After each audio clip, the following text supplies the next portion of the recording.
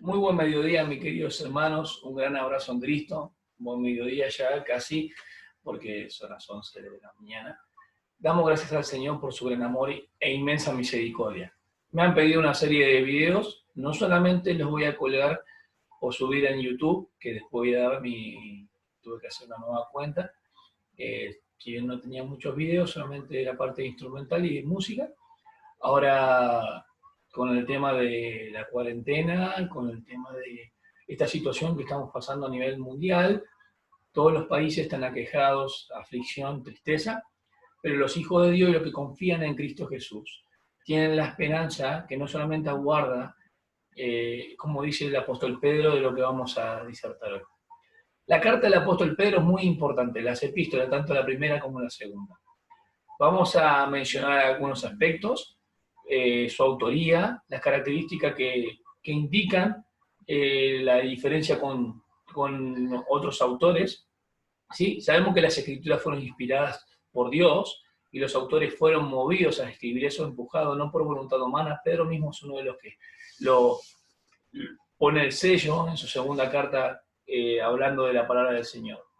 Ahora es importante notar que hay personas que hacen un bosquejo en 5 secciones, tomando los 5 capítulos de Pedro, lo dividen en 5. Está bien, yo lo voy a dividir en 3 secciones, capítulo 1, versículo del 1 hasta el 25, capítulo 2, versículo del 1 hasta el capítulo 4, versículo 6, y capítulo 4, versículo 7, hasta el capítulo 5, versículo 14, que sería lo último.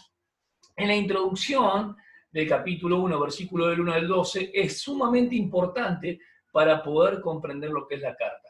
Pero antes de entrar a la carta de Pedro, no como muchos pueden empezar ya a disertar y a leer la palabra, no. Yo quiero decir algo. Cuando el Señor Jesús le dijo a sus discípulos en Juan 17:17, santifícalos en tu verdad, tu palabra es verdad. Santificar es apartar para uso exclusivo, no solamente apartarse del pecado, no, tiene un propósito positivo, porque se aparta una persona en forma negativa del pecado, porque tiene un propósito exclusivamente para Dios. El Espíritu Santo, a través de la palabra del Señor, nos santifica. El canal de YouTube va a siempre tener el giro y el eje va a ser sobre la palabra de Dios. Tu palabra es verdad, santifícalos en tu verdad. Entonces no podemos empezar a leer la palabra del Señor sin orar, sin estar en dependencia de nuestro Dios. Así que vamos a orar. Dios Padre, te alabamos por tu gran amor, tus inmensas misericordias, por la obra de Cristo suficiente, permanente y completa. Gracias, gracias, porque no todo lo entendemos, pero queremos comprender un poco más, queremos conocer un poco más a través de tu escritura y dar fruto, más fruto y mucho fruto para vida eterna. A través del Espíritu Santo oramos y queremos descansar en ti, que todas las personas que puedan escuchar este video, este audio, lo que voy a mencionar, lo que voy a disertar de tu palabra, sea como una homilía no hueca y seca, sino la esperanza que aguarda a todos los que creen en ti. Por favor, enséñanos a ver cómo nos enseñas a ver en tu palabra y que podamos aprender realmente y tener un corazón dócil, sensible a tu voz. En el nombre de Jesús oramos. Amén. Bien, la carta de Pedro es muy importante. Empieza con una salutación en el capítulo 1, versículo 1 y 2. El autor empieza ya en el versículo 1 a mencionar que es él, Pedro. Capítulo 3 de la segunda carta, versículo 1, va a decir que os escribí. O sea que capítulo 3 de la segunda carta indica que ya había escrito una epístola, una carta. Obviamente que es la primera. Así que no hay ningún problema, ninguna discusión con el autor que es Pedro. Segundo, es el apóstol de Jesucristo, el que todos conocemos. Muchas veces se marcan los defectos, las falencias de Pedro, pero nunca resaltamos la diligencia que tenía. La fuerza que tienen los detalles de cuando Pedro menciona ya en sus epístolas, transformado por el poder de Dios. Obviamente, ya no es el Pedro impulsivo, como siempre antes lo era.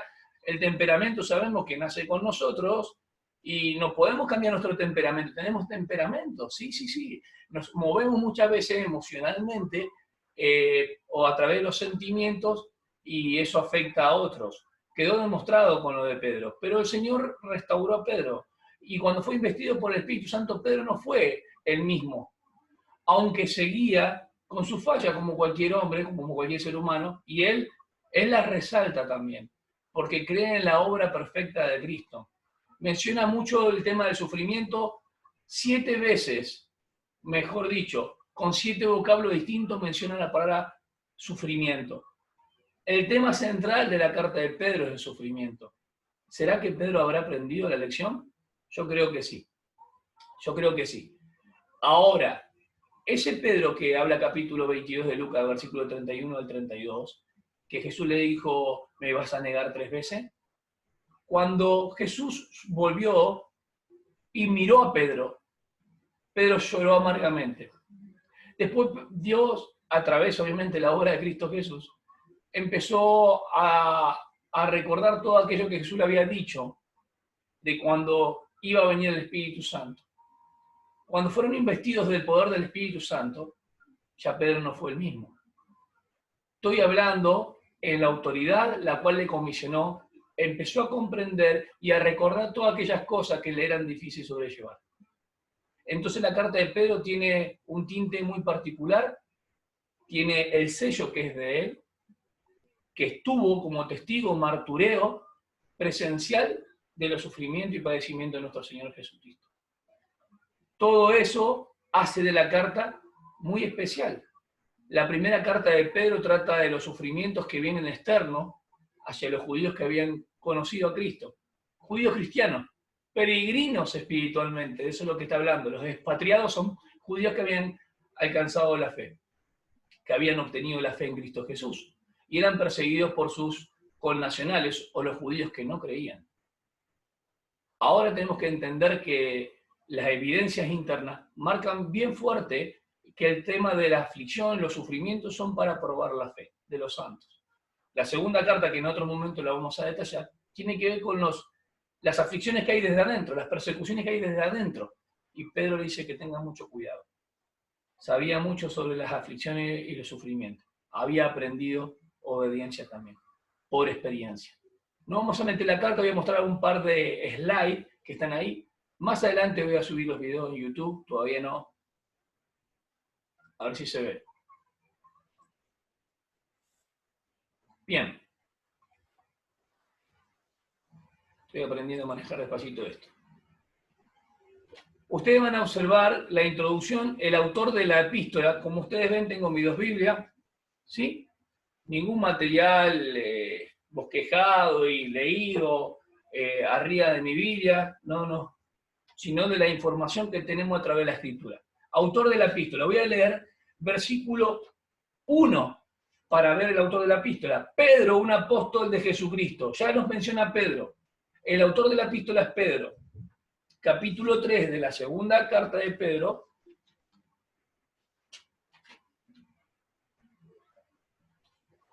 Amados, esta es ya la segunda epístola que os escribo, en las cuales despierto con exhortación vuestro limpio entendimiento. Ya Pedro había escrito una carta que es la primera.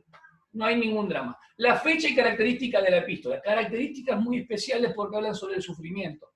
Hablan de la gloria futura y la herencia de los santos. Habla de la esperanza. Entonces, la fecha es en el año 65 aproximadamente, porque si en el año 67 él murió, o mejor dicho, lo crucificaron boca abajo porque él dijo que no era digno de morir como su Señor, eso es lo que nos cuenta la historia. Ahora, sea la manera que murió, Jesús había dicho en Juan 21 que Pedro iba a ser llevado donde él no quisiera, iba a ser ceñido por otros. ¿Sí? Vamos a leerlo. Capítulo 21 del Evangelio de Juan, versículo 18. De cierto te digo, esto escribe el apóstol Juan, sobre lo que Jesús le dijo a Pedro. Cuando eras más joven te ceñías a ti mismo e ibas donde querías, pero cuando envejezcas extenderás tus manos y otro te ceñirá y te llevará a donde no quieres. Versículo 19. Esto dijo dando a entender con qué clase de muerte glorificaría a Dios y habiendo dicho esto, le dijo o le dice, sígueme. Esas son las palabras dentro del Evangelio. Pedro es un nombre, sabemos, que es piedrita igual que Kefas, ¿sí? Pedro es un nombre en griego, Kefas es un nombre en arameo, y Simón o Simeón es un nombre en hebreo. Es muy importante que piedrita no es la roca, es una piedra tomada de entre muchas piedras. En cambio, la roca que he escrito es la roca saliente. Más que una roca, es una montaña que a eso se asemeja. Pedro es una piedrita sacada de entre otras muchas. Pedro va a usar esa figura justamente en su carta hablando de piedras vivas. Bien, fecha año 65. Quiero decir algo sobre esto. Se ha especulado mucho que Pedro estuvo en Roma y demás. Bien, si Pablo en la primera carta a Timoteo, su primer encarcelamiento, no lo menciona a Pedro, es muy raro. Y en su segundo encarcelamiento, a punto de morir, tampoco lo menciona. Si hubiese estado Pedro en Roma, lo hubiese mencionado. Pablo, no solamente en Gálatas, cuando sube y habla con Pedro, Pablo lo tenía en gran estima a Pedro como un apóstol muy importante y como columna. O sea que Pedro no era cualquier persona, era uno de los apóstoles que estuvo con Jesús y era una persona muy importante dentro de los discípulos que estaban más cercanos a nuestro Señor. Hay características especiales, tiene un tinte que uno se puede dar cuenta que Pedro es el que estaba cerca del Señor, el que pudo ver de cerca esos sufrimientos y padecimientos, y aquel Pedro que lo negó al Señor Jesucristo, pero reafirmó mucho más a través de la restitución. Llorar amargamente no solamente es algo sentimental, sino que el Señor le comunicó confianza y fortaleza, y fue ese Pedro que se levantó después en Hechos 2 y dio un gran sermón, abriendo el Evangelio del reino justamente, primeramente el Evangelio hacia los judíos, ¿sí? Pero no el Evangelio del reino de los cielos, sino ya el Evangelio de la gracia que entraba por la experiencia de tener al Espíritu Santo en el descenso en Hechos 2. El Evangelio del reino que esperaban todos los judíos de Israel, el reino de los cielos, en cuanto a la tierra prometida y el tiempo futuro, en esta dispensación nueva que entraba a través de la obra de Cristo Jesús, su muerte, sepultura y resurrección, iba a ser preparativo porque el nuevo pacto no empieza, si bien las bases están dadas en la obra de Cristo, no empieza la dispensación hasta que cuando desciende el Espíritu Santo. Investido de poder, Pedro empieza a predicar de que este Jesús al que habían matado es el Mesías, el Cristo de Dios, el autor de la vida. Imagínense qué importantísimo. No solamente abre hacia los judíos en Hechos 2, en Hechos 8 vemos hacia los samaritanos también que él desciende con otros discípulos, como el evangelio se esparcía por todos lados, y en Hechos 10 también abre a los gentiles, una puerta a los gentiles. Así que Pedro es el que tiene las llaves del reino y abre tanto a los judíos, también acompaña el tema de los samaritanos en Hechos 8 y a los gentiles. Entonces no hay ningún problema, la autenticidad de la primera carta de Pedro queda asentada por lo que empieza el versículo 1 y tenemos capítulo 3 de la segunda carta, versículo 1 también. El tiempo y lugar, bueno, el lugar sabemos que él escribe dentro hacia los expatriados que estaban en las provincias, dice en Asia, Asia Menor obviamente, pero lo que menciona son varios lugares. Dice a los expatriados de la dispersión en el Ponto, Galacia, Capadocia, Asia y Bitinia. Eran provincias del Imperio Romano en Asia Menor, lo que hoy conocemos como Turquía, o los alrededores, pero eran provincias romanas. El Imperio Romano había tomado todos esos lugares. Expatriados es porque habían salido de su lugar, eran judíos, a los que le está hablando directamente o primariamente los destinatarios son judíos. El tiempo y lugar de composición, ya mencioné el tiempo y mencioné el lugar también de composición. Esto es muy importante. Bien. Otra cosa que podemos ver en toda la epístola es la palabra sufrimiento en 100 diferentes vocablos. Hay un bosquejo central que podemos mencionar, como les dije, el sufrimiento actual y herencia futura. Capítulo 1 del 1 al 25. Como ustedes pueden ver, el sufrimiento del cristiano en vista de la pasión de Cristo, capítulo 2, versículo 1, hasta el 4-6, como mencioné al principio, y el sufrimiento del cristiano en vista del retorno de Cristo. capítulo 4, versículo 7 al 5, 14. ¿Por qué es importante estos tres secciones dentro de este bosquejo de los 5 capítulos de Pedro? Porque nos van a centrar y van a mantener nuestro pensamiento en la carta. El objetivo central es de ánimo a través del sufrimiento, de alentar a través del sufrimiento, de saber que el sufrimiento no es algo porque Dios quiere lo peor para nosotros, sino que tiene una gloria futura y herencia, que nos espera, aguarda y con poder el Señor la sostiene hasta el final. Presten atención a todos los detalles que vamos a ir mencionando. El sufrimiento tiene un propósito. Ahí di los pasajes, tengo unos pasajes que ustedes pueden clavar ahí la señal para yo poder seguir. Es el tema central de la epístola, el sufrimiento tiene el propósito, y varios pasajes puse, ¿no? Capítulo 1, del 6 al 7, capítulo 2, 19 al 20, capítulo 3, versículo 14, capítulo 4, versículo 14.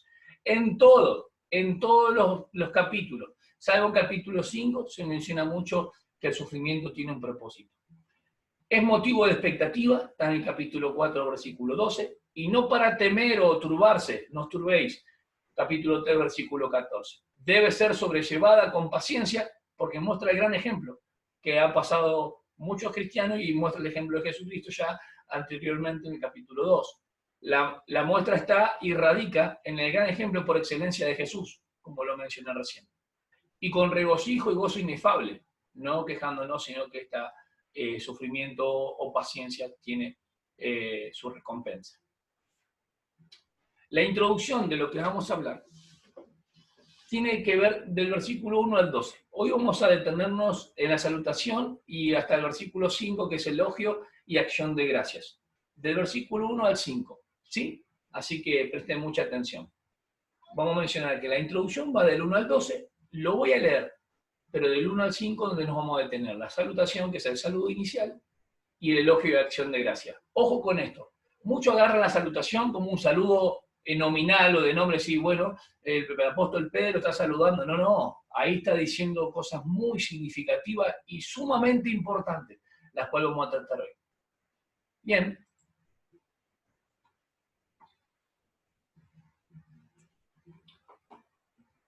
Volvemos.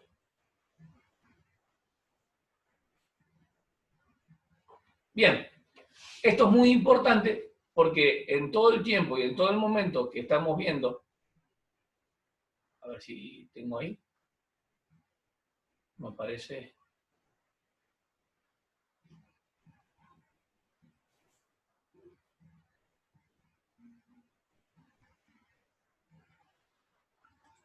Ahí está.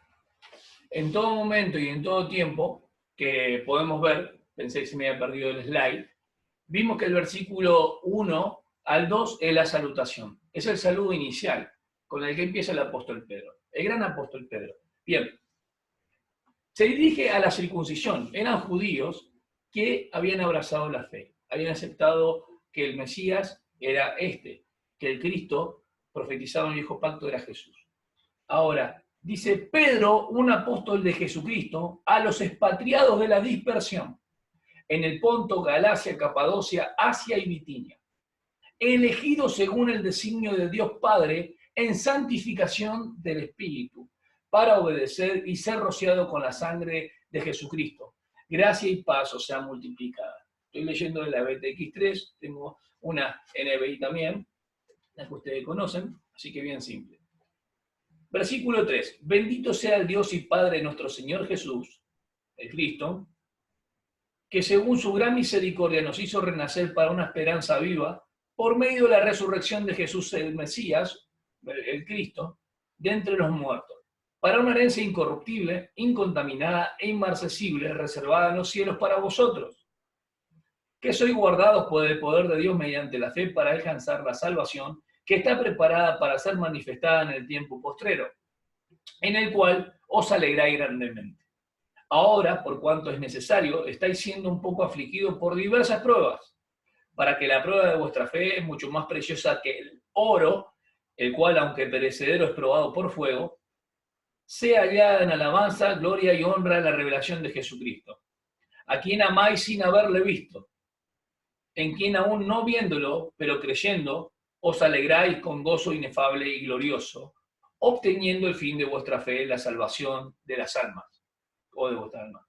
Los profetas que profetizaron acerca de la gracia destinada a vosotros, inquirieron y escudriñaron diligentemente acerca de esta salvación, indagando quién y qué tiempo indicaba el Espíritu de Cristo que estaba en ellos, el cual predecía los padecimientos de Cristo y las glorias que vendrían tras ellos.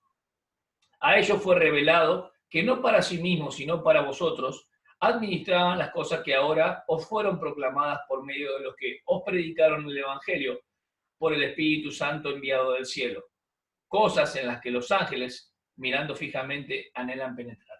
A ver, dimos inicio a la lectura, así que algo del bosquejo, algo de la introducción que está del capítulo 1, versículo del 1 al 12, y nos vamos a detener en la importancia de por qué este Pedro menciona, no solamente en el capítulo 3 del versículo 1 de la segunda carta, sino podemos ver que el capítulo 5, voy a leer todos los pasajes.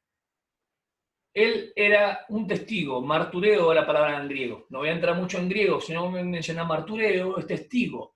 No testigo solamente ocular, sino presencial. Exhorto pues a los ancianos entre vosotros, y yo, anciano también con ellos, y testigo de los padecimientos de Cristo. Ahí vemos la tinta y la característica que tiene la carta de Pedro. Pedro no escribía porque solamente escuchó de otros. Él estuvo, el anciano y participante de los padecimientos de Cristo. Ahora, vemos que la palabra sufrimiento está en toda la carta, 7 veces parece sufrimiento con distintos vocablos, ya lo mencioné. Pedro, un apóstol de Jesucristo. Vamos a hacer un poco acá una exégesis y explicar, sacar a la superficie lo que dice. A los expatriados de la dispersión en el Ponto, Galacia, Capadocia, Asia y Bitinia. Menciona por lo menos 5 lugares que de Asia Menor, provincias romanas. ¿Sí? Ahora, estos judíos son creyentes, expatriados, son peregrinos de esta patria, porque tienen una patria en los cielos. Habían abrazado la fe y su ciudadanía estaba en los cielos. Seguramente era otra generación, pero Pedro va a decir en los versículos siguientes que no fue predicado por él mismo, de primera mano de él, sino por otros que habían escuchado el Evangelio y también le predicaron a ellos. Es posible que estos también sean parte de cuando surgió el martirio de Esteban, ¿se acuerdan? Y habla de que Saulo perseguía a las iglesias. En Hechos 8, justamente versículo 4, va a mencionar, dice, pero los que habían sido esparcidos iban proclamando la palabra. Había muchos que habían creído, habían sido esparcidos por las persecuciones que había, de los judíos que no creían en Cristo Jesús, y posiblemente estos que fueron esparcidos también creyeron en el Evangelio de que otros también habían sido esparcidos y le predicaron. Es obvio que lo que están persiguiendo a ellos son los mismos judíos que no creían en Cristo. Otro detalle importante, dice elegidos según el designio de Dios Padre, en santificación del Espíritu para obedecer o para obediencia y ser rociados con la sangre de Jesús, el Cristo. Gracia y paz a vosotros sean multiplicadas. Esa es la salutación, es el saludo inicial con el que empieza Pedro, apóstol de Jesucristo. Se identifica de quién es él y con quién estuvo, a quién le pertenece. Bendito sea el Dios, empieza con una benedicción importantísima, como Efesios 1:3, bendito el Dios y Padre, bendito sea el Dios y Padre de nuestro Señor Jesucristo, al igual que Pedro lo resalta, que según su gran misericordia nos hizo renacer para una esperanza viva y por medio de la resurrección de Jesucristo de entre los muertos, para una herencia incorruptible, incontaminada e inmarcesible, reservada en los cielos para vosotros, que sois guardados por el poder de Dios, mediante la fe, para alcanzar la salvación que está preparada para ser manifestada en el tiempo postrero, en lo cual hoy os alegráis grandemente. Esto es muy importante, muy importante. La esperanza había sido engendrada, escuchen bien, había sido engendrada a través del sufrimiento. La esperanza había sido engendrada a través del sufrimiento, ¿sí? Hasta porque estaban vistas la gloria futura y el retorno de nuestro Señor Jesús. ¿Cómo? Sí, la esperanza había sido engendrada a través del sufrimiento y tenía la perspectiva a través de la herencia que se iba a recibir, porque lo que está poniendo ahí claramente el apóstol Pedro es que tengamos una visión y podamos vivir a través de la luz de la gloria futura. Ese es el gran tema. Elegidos, cuando dice elegidos según el designio de la voluntad de Dios Padre, elegidos es porque Él, cuando tengo la NBI acá, es muy importante que según la previsión de Dios el Padre, dice, ¿no? Una traducción, según la previsión de Dios el Padre mediante la obra santificadora del Espíritu. Bien, Dios lo había elegido por voluntad para ser ¿de qué? De su posesión, elegido de su posesión. Y ahora le dice, según la obra del Espíritu Santo, o mejor dicho, según el designio de Dios Padre, los eligió, los escogió. En santificación del Espíritu, ahora los apartó, los separó para. Primero habla de que son elegidos según para ser posesión de Dios y ahora los aparta en el Espíritu y lo posicionalmente del Espíritu lo aparta para Dios. Las personas que son elegidas por Dios han sido santificadas por el Espíritu y ellos lo entienden cuando el Evangelio les llega según Tesalonicenses capítulo 2, versículo 13 y 14, para la salvación. Son santificados del Espíritu, son elegidos según Dios para obedecer. La obediencia justamente tiene que ser con la obra de Cristo, el ser rociados. Cuando llega el Evangelio de la gracia, creemos en la obra de Cristo porque hemos sido elegidos. Y no es que creemos porque hay algo en nosotros, alguna fuerza. Hablo aplicativamente en nuestras vidas. El Evangelio tiene que ser predicado para que las personas puedan ser salvas. Los que son elegidos van a ser salvos. Es muy importante esto. Lo que estamos hablando es de la obra de Dios Padre, la obra que hace el Espíritu Santo, que santifica a aquellos que han de ser elegidos por el Padre o escogidos según Dios, por voluntad de Él, y los mete posicionalmente, ¿sí? en la obra de Cristo, en su muerte, ¿sí? y la purificación por los pecados. En realidad habla de la obra redentora de Cristo, ser rociados con la sangre. Ahora, cuando habla la fuerza de lo que tiene ser elegido por Dios, rescatados por Cristo Jesucristo, santificados por el Espíritu, es algo inconmovible, algo que es irrevocable. El versículo 3 empieza ya con la herencia de los santos, porque dice, bendito sea el Dios y Padre, nuestro Señor Jesucristo, que según su misericordia, su gran misericordia, todo esto resulta de la gran misericordia de Dios. El nacer de nuevo resulta de la gran misericordia de Dios. Entonces, todo el detalle que va a dar, fíjense qué interesante, del versículo 1 al 4, va a dar las bases de por qué a través de la persecución o aflicciones o lo que sea, tienen la riqueza espiritual de estos que están siendo afligidos. Les proporciona mucho valor porque está en las bases dadas, la obra de Dios Padre, la santificación del Espíritu y la obra de Cristo en la cual ellos están posicionalmente. Qué tremendo, qué precioso. Y en el versículo 5 da un estímulo nuevo, porque no solamente le da el valor del 1 al 4, sino que le da la posición. Hay un estímulo porque dice de poder. Miren qué interesante. Abran sus Biblias.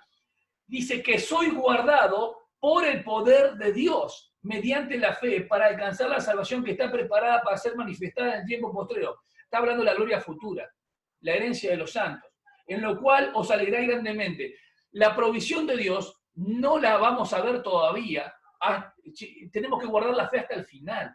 Aunque ya la obtenemos en Cristo Jesús, la provisión de la fe ha sido y está reservada, pero tenemos que seguir en fe. Eso tiene que ver con la fidelidad, con que estas aflicciones y este sufrimiento es momentáneo.